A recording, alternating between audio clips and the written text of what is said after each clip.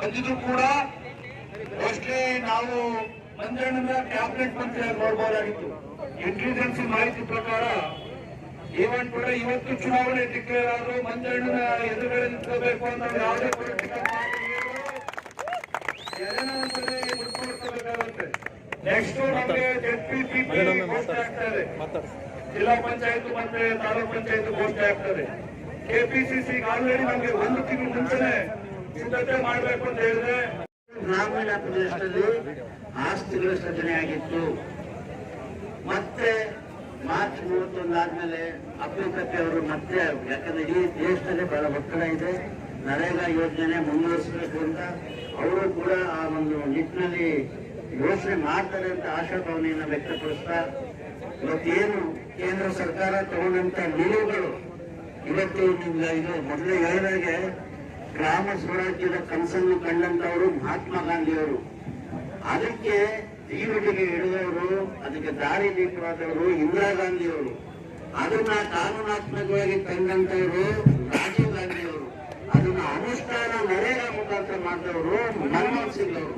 ಇದು ಕಡಿಮೆ ಚರಿತ್ರೆ ಅಲ್ಲ, ಕಾಂಗ್ರೆಸ್ನ ಒಂದು ಚರಿತ್ರೆ ಇದೆಯಲ್ಲ, ಸಂಪೂರ್ಣ ಗ್ರಾಮೀಣ ಸ್ವರಾಜ್ಯದ ಉದ್ಧಾರಕ್ಕೋಸ್ಕರ ಈ ಒಂದು ಕಾರ್ಯಕ್ರಮನ ಕಾನೂನಾಗಿ ಮಾಡಿದಂಥದ್ದು. ಇದು ಬಂದ ಮೇಲೆ ಈಗ ಅವರು ತೆಗೆದಂತ ರೀತಿ ಇದೆಯಲ್ಲ ಬಹಳ ಅಸಹ್ಯಕರವಾಗಿರುವಂಥದ್ದು. ರಾಮ್ ಅಂತ ಹೆಸರು ಬಿಟ್ರೆ ಈ ದೇಶದಲ್ಲಿ ಎಮೋಷನಲ್ ಆಗಿ ಅದ್ರ ಪರ ನಿಂತ್ಕೋತಾರೆ ಅಂತ ಹೇಳಿದ್ರೆ, ಆದ್ರೆ ಹೊಟ್ಟೆ ಹಸಿವು ಅವಮಾನಕ್ಕೆ ಯಾವ ದೇವರು ಬಂದು ಕಾಪಾಡಲ್ಲ. ಅವನೇ ಉಳಿಬೇಕು, ಅವನೇ ಬದುಕಬೇಕು, ಅವನ ಕೈಗಳಿಗೆ ಫಲ ಕೊಟ್ರೆ ಅವನೇ ದುಡಿತಾನೆ, ಅವನೇ ಬದುಕ್ತಾನೆ ಅನ್ನೋದಕ್ಕೋಸ್ಕರ ಈ ಒಂದು ಈಗ ಖಾತ್ರಿ ಅಂದ್ರೆ ಏನು, ಗ್ಯಾರಂಟಿ, ಅದನ್ನ ಹೆಸರು ಬರೆಸ ಏನಂದ್ರೆ ಬಿಜೆಪಿ ಸರ್ಕಾರ 10 ವರ್ಷ ಬಂದಾಗಿಂದ ಇಂದಿರಾ ಗಾಂಧಿ ಮಾಡಿದಂತ ಯೋಜನೆಗಳಿಗೆಲ್ಲರೂ ಹೆಸರು ಬದಲಾಯಿಸ್ತಾ ಬಂದೇ ಹೊರತು ಇನ್ಯಾವ ದೊಡ್ಡ ಗಣಂದಾರಿ ಕಾರ್ಯಕ್ರಮಗಳನ್ನು ಈ ದೇಶಕ್ಕೆ ಕೊಟ್ಟಿಲ್ಲ.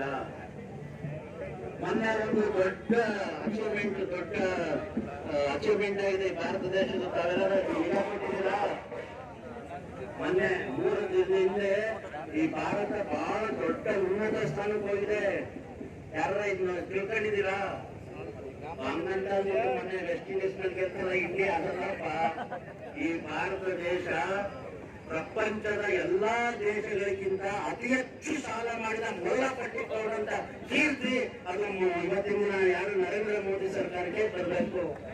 ಅತಿ ಹೆಚ್ಚು ಪ್ರಪಂಚದಲ್ಲಿ ಅತ್ಯಂತ ಸಾಲ ಮಾಡಿದ ದೇಶಗಳ ಪಟ್ಟಿಯಲ್ಲಿ ಮೊದಲನೇ ಸ್ಥಾನಕ್ಕೆ ಹೋಗಿದೆ ಮೊನ್ನೆ ಪ್ರಪ್ರಥಮವಾಗಿ. ಅಷ್ಟು ಇವರು 217 ಲಕ್ಷ ಕೋಟಿಗಳು ಕೊಟ್ಟರು. ಅವ್ರಿಗೆ ಅವರು ಅವಮಾನ ಮಾಡಿದ್ರು, ಇವರು ಅವಮಾನ ಮಾಡಿ. ನೀನೇ ಪುಣ್ಯಾತ್ಮ ವಲ್ಲಭಾಯಿ ಪಟೇಲ್ ಕ್ರೀಡಾಂಗಣದ ಹೆಸರನ್ನ ತೆಗೆದು ನೀನು ನರೇಂದ್ರ ಮೋದಿ ಕ್ರೀಡಾಂಗಣ ಅಂತ ಇಟ್ಕೊಂಡಲ್ಲಪ್ಪ. ನಿಮ್ಗೆ ಅವಾಗ ಮಾನ ಮರ್ಯಾದೆ ಇತ್ತ? ಮಾಡ್ತಿದ್ದ ಅನ್ಯಾಯಗಳು ಮೋಸಗಳು ಹೆಸರು ಕಿತ್ತಾಕಿ ನಿಮ್ಮ ಹೆಸರು ಬಿಟ್ರೆ ಬೇರೆ ಯಾವುದೇ ನಿಮ್ಮ ಗಣಂದಾರಿ ಕೆಲಸ ಇಲ್ಲ. ಇವತ್ತು ಈ ಭಾರತ ದೇಶ ಮಾಧ್ಯಮ ಮನುಷ್ಯರು ಅಂದ್ರೆ ಎಲ್ಲ ಶ್ರೀಮಂತರು ಅಲ್ಲ, ಏನೂ ಅಲ್ಲ. ಆ ಶ್ರೀಮಂತರ ಗ್ಯಾಪ್ ಕೂಡ ದೊಡ್ಡದಾಗಿ ಮಾಡ್ತಾ ಹೋದ್. ಇಬ್ಬರು ಸೌಕರ್ಯಗಳನ್ನ ಬೆಳೆಸ್ತಾ ಕೂತಿದ್ಯಾ. ನಮ್ಮ ದೇಶದ ಕಾರ್ಮಿಕರ ಹಿತ ಕಾಣ್ತಾ ಇರೋದು ಏನಿದೆ ಗ್ರಾಮೀಣ ಪ್ರದೇಶದಲ್ಲಿ. ಅಲ್ಲಿನ ಶಕ್ತಿ ತುಂಬಿದ್ರೆ ಮಾತ್ರ ಈ ಭವ್ಯ ಭಾರತಕ್ಕೆ ಒಂದು ಭವಿಷ್ಯ. ನೀವು ಅದನ್ನೇ ಕಿತ್ಕೊಂಡು ಏನು ಮಾಡಕ್ ಹೊರಟಿದ್ದೀರಿ ಅಂತ ಕೂಡ ನಮ್ಗೆ ಆಶ್ಚರ್ಯ ಆಗ್ತಾ ಇದೆ. ನಾವು ಕಾಂಗ್ರೆಸ್ ಕಾರ್ಯಕರ್ತರು ಇದು ಯಾಕೆಂತಂದ್ರೆ ಮತದಾರರು ಒಂದು ಹಂತ, ನಾವು ಕಾರ್ಯಕರ್ತರು ಅದನ್ನ ಅವ್ರಿಗೆ ಮುಟ್ಲಿಲ್ಲ ಅಂತಂದ್ರೆ ಮತದಾರರು ತಪ್ಪಲ್ಲ, ನಾವು ಕಾರ್ಯಕರ್ತರು ತಪ್ಪು. 2000 ಒಂದು 600 ಬಂದಿದ್ರು ಕೂಡ ಮೋಸ್ಟ್ಲಿ ನಾವು ಮಂಜಣ್ಣನ ಕ್ಯಾಬಿನೆಟ್ ಮಂತ್ರಿಯಾಗಿ ನೋಡಬಹುದಾಗಿತ್ತು. ಮಂತ್ರಿಯಾಗಿ ನೋಡುವಂತ ಬಹಳಷ್ಟು ದೊಡ್ಡ ಅವಕಾಶಗಳಿತ್ತು. ಆದ್ರೆ ನಮ್ಗೆ 2 ಬಾರಿ ಹಂಗೆ ಆಯ್ತು. ನಮ್ಮ ಸರ್ಕಾರ ಬಂದಾಗ, ರಾಜ್ಯದಲ್ಲಿ ನಮ್ಮ ಸರ್ಕಾರ ಇದ್ದಾಗ ಹಿಂದೆ 13ರಲ್ಲೂ ಕೂಡ ನಮ್ಗೆ ಆ ತರದ ಸಮಸ್ಯೆ ಆಯ್ತು. ಮತ್ತೆ 23ರಲ್ಲಿ ನಮ್ಮ ಸರ್ಕಾರ ಬಂದಾಗಲೂ ಕೂಡ ನಮ್ಗೆ ಸಮಸ್ಯೆ ಆಯ್ತು. ಆದ್ರೆ ಅದ್ರ ಬಗ್ಗೆ ದೊಡ್ಡ ನೋವಿದೆ. ಈಗ ನಮಗೆ ಬಂದಿರೋ ಮಾಹಿತಿ ಪ್ರಕಾರ, ಇಂಟೆಲಿಜೆನ್ಸ್ ಮಾಹಿತಿ ಪ್ರಕಾರ ಈವನ್ ಕೂಡ ಇವತ್ತು ಚುನಾವಣೆ ಡಿಕ್ಲೇರ್ ಆದ್ರೂ ಮಂಜಣ್ಣನ ಎದುರುಗಡೆ ನಿಂತ್ಕೋಬೇಕು ಅಂತ ಯಾವುದೇ ಪೊಲಿಟಿಕಲ್ ಮುಟ್ಕೊಳ್ಬೇಕಾಗುತ್ತೆ. ಎದೆ ಮುಟ್ಟು ನೋಡ್ಕೊಂಡು it may be BJP, it may be Janata Dal ನಾಮಪತ್ರ ಸಲ್ಲಿಸಬೇಕು ಅಂತಂದ್ರೆ ಒಂದು ಸರಿ ಯೋಚನೆ ಮಾಡಿ ನಾಮಪತ್ರ ಸಲ್ಲಿಸಬೇಕಾಗುತ್ತೆ. ಯಾಕೆ ಅಂತಂದ್ರೆ ನನಗೆ ಮೊನ್ನೆ ನಾನು ಕೆಲವು ಫೇಸ್ಬುಕ್ ಅಲ್ಲಿ ವಾಟ್ಸ್ಆಪ್ ಅಲ್ಲಿ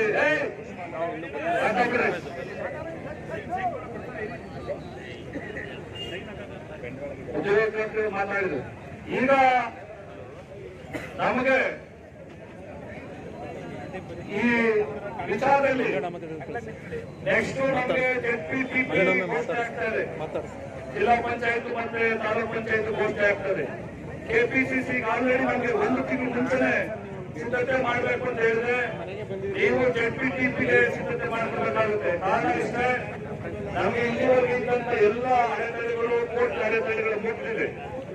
ಈಗ ನಾವು ನೆಕ್ಸ್ಟ್ ವೀಕ್ ಇಂದ ಎಲ್ರಿಗೂ ಕೂಡ ಅಪ್ಲಿಕೇಶನ್ ಕೊಟ್ಟು ಡಿಡಿನ ಕಟ್ಟಬೇಕು ಅಂತ ಕೆಪಿಸಿಸಿ ಹೇಳಿದೆ. ಯಾಕೆ ಅಂತಂದ್ರೆ ನಮಗೆ ಸಿದ್ಧತೆಗೆ ಅವಕಾಶ ಕೊಡಬೇಕಾಗುತ್ತೆ. ಈ ಜಿಲ್ಲೆಯಲ್ಲಿ ನಾವು ಆಲ್ರೆಡಿ ಒಂದು ರೌಂಡ್ ಪಾದಯಾತ್ರೆ ಮುಗಿಸೋದ್ರಿಂದ ಇವತ್ತು ನೀವು ಡಿಸೈಡ್ ಮಾಡ್ಬೇಕು, ಮುನ್ಸೂನ್ ಎಲ್ಲ ಡಿಸೈಡ್ ಮಾಡ್ಬೇಕು. ಏನು ಅಂತಂದ್ರೆ ಇದೇ ಚುನಾವಣೆ ದಿನಾಂಕ, ಅದೇ ಚುನಾವಣೆ ಆರಂಭ ಅಂತ ಇವತ್ತೇ ನಾವು ಚುನಾವಣೆ ಸಿದ್ಧತೆ ಮಾಡಬೇಕಾಗಿದೆ. ಆ ಕಾರಣಕ್ಕೋಸ್ಕರ ಇನ್ನೊಂದು ಜಯರಾಮಣ್ಣ ಹೇಳ್ತಿದ್ರು ಇಲ್ಲಿ, ಈಗ ನಮ್ಮ ಹಿರಿಯ ಜಯರಾಮಣ್ಣ ಜನತಾದಳದ ಸಭೆ ಆಯ್ತು ಮೊನ್ನೆ. ಜನತಾದಳ ಸಭೆಯಲ್ಲಿ ಜನ ಅಲ್ಲಿ ಬಾಡುಟಕ್ಕೂ ಕೂಡ ಹೋಗದಷ್ಟು ಅಂದ್ರೆ ಅದ್ರ ಬಗ್ಗೆ ತಿರಸ್ಕಾರದ ಮನೋಭಾವನೆ ಪ್ರಾರಂಭ ಆಗಿದೆ ಅಂತ. ಅದರಿಂದ ಜನತಾದಳ ಜೊತೆ ಏನಾದ್ರು ಸಭೆಗಳು ಜನರೊಂದಿಗೆ ಜನತಾದಳ ತಮ್ಗೆಲ್ಲ ಗೊತ್ತಿದೆ. ಮೊದಲನೇದಾಗಿ ತಮಗೆ ಈ ಹುಲಿ ಬಿಸಿನಲ್ಲೂ ಕೂಡ ಉದ್ಯೋಗ ಖಾತ್ರಿ ಪರವಾಗಿ, ಕಾಂಗ್ರೆಸ್ಸಿನ ಏನು ಹೋರಾಟದ ಪರವಾಗಿ ಕಾರ್ಯಕರ್ತರು ಕಟಿಬದ್ಧರಾಗಿ ಸಂವಿಧಾನ ಸರ್ಕಲ್ನಿಂದ JC ಕಚೇರಿವರೆಗೂ ಪಾದಯಾತ್ರೆಯಲ್ಲಿ ಬಂದು ಈ ಒಂದು ಮೆಮೊರಾಂಡಮ್, ರಾಷ್ಟ್ರಪತಿಗಳಿಗೆ ಕೊಡುವಂತ ಮೆಮೊರಾಂಡಮ್ ತಲುಪಿಸಲು ತಾವೆಲ್ಲ ಕೈ ಜೋಡಿಸಿದಂತ ಪ್ರತಿಯೊಬ್ಬ ಹಿರಿಯ ಕಾರ್ಯಕರ್ತರಿಗೆ, ಕಾಂಗ್ರೆಸ್ ಪಕ್ಷದ ಕಾರ್ಯಕರ್ತರಿಗೆ ತುಂಬ ಹೃದಯದ ಧನ್ಯವಾದಗಳನ್ನು ಹೇಳಕ್ಕೆ ಪಡ್ತಾ ಇದ್ದೇನೆ.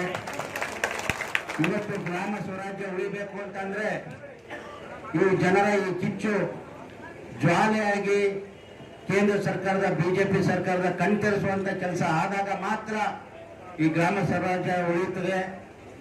ಈಗೆಲ್ಲ ಎಚ್ಚರಿಕೆ ಇದು. ಮುಂದೆ ಬರುವಂತ ಗ್ರಾಮ ಪಂಚಾಯತಿ ಚುನಾವಣೆಯಲ್ಲಿ ಯಾರು ನಮ್ಮ ಅಭ್ಯರ್ಥಿಗಳು ನಿಲ್ಲಬೇಕು ಅಂತ ಯೋಚನೆ ಮಾಡಿದಿರಿ, ಬಹಳ ಸಾವಧಾನದಿಂದ ಹೆಚ್ಚು ಹಣ ಖರ್ಚು ಮಾಡದೆ ದಯಮಾಡಿ ತಾವು ಕಂಟೆಸ್ಟ್ ಮಾಡಬೇಕು. ಯಾಕೆ ಅಂತಂದ್ರೆ ಈಗಿರುವಂತ ಸರ್ಕಾರ ಮಾಡಿರುವಂತ ಅನಾಹುತ, ಕೇಂದ್ರ ಸರ್ಕಾರದ ಅನಾಹುತಗಳು ಯಾವುದೇ ರೀತಿಯಾದಂತ ನಿಮಗೆ ಹಕ್ಕಿರೋದಿಲ್ಲ, ಯಾವುದೇ ರೀತಿ ಕ್ರಮ ಕೈಗೊಳ್ಳೋದಕ್ಕೆ ನಿಮ್ಗೆ ಅವಕಾಶ ಇರೋದಿಲ್ಲ. ಹಕ್ಕುಗಳೆಲ್ಲನೂ ಈಗ ಭಿಕ್ಷೆಯಾಗಿ ಕೂತಿದೆ. ಇವತ್ತು ನಾವು ನೀವೇನು ನಿಮ್ಮ ಮೀಟಿಂಗ್ ಅಲ್ಲಿ ನೀವು ಪರ್ಮಿಷನ್ ತಗೊಂಡು ನೀವು ಕೆಲಸ ಮಾಡ್ತಾ ಇದ್ರಿ, ಈಗ ರೈತರಿಗೆ ಅವನ ಜಮೀನಲ್ಲಿ ಅವನೇ ಕೆಲಸ ಮಾಡ್ಕೊಳ್ಳೋದಿಕ್ಕೆ ಉದ್ಯೋಗ ಖಾತ್ರಿ ಮುಖಾಂತರ ಹಣ ಸಿಗ್ತಾ ಇತ್ತು. ಈಗೆಲ್ಲ ಅಂತ ಯೋಜನೆಗಳು ಇರೋದಿಲ್ಲ. ಯಾಕೆ ಅಂತಂದ್ರೆ ಅವನ ಬದು ನಿರ್ಮಾಣ ಇರ್ಬೋದು, ಅವನ ಹಳ್ಳ ತಕ್ಕೊಳ್ಳೋದಿರ್ಬೋದು, ಅವನೇ ಇಂಗು ಗುಂಡಿಗಳು ಮಾಡ್ಕೊಳ್ಳೋಂಥದ್ದು ಇರ್ಬೋದು, ಅವೆಲ್ಲ ಕೋಟ್ಯಾಂತರ ರೂಪಾಯಿ ಆಸ್ತಿ ಅವರೇ ಕೆಲಸ ಮಾಡಿ